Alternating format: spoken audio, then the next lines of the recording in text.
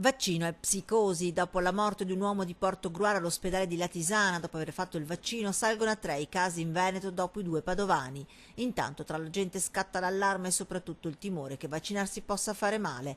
Morti queste che non vengono negate né dal mondo sanitario né dal settore promozione, sviluppo, igiene e sanità pubblica della regione Veneto, anche se bisogna specificare le situazioni. Le morti ci sono, che una persona abbia fatto il vaccino antinfluenzale o che abbia preso un altro farmaco, quando è arrivato, io credo, il momento di morire, questo arriva.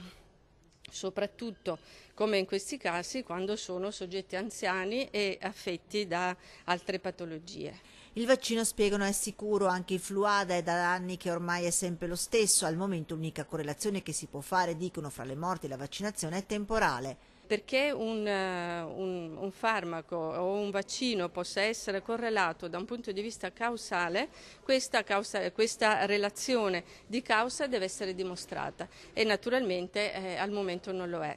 Inoltre il monitoraggio fatto dalla Regione sui cosiddetti eventi avversi, partita ancora nel 1998, dimostra che su 20.000 vaccini eseguiti i casi segnalati con problematiche sono solo 419, nessuno mortale, vaccino che peraltro è stato sottoposto a controlli. I primi risultati dei test sui vaccini dimostrano che non c'è nessun tipo di contaminazione, quindi non è spiegabile causalmente questo tipo di relazione.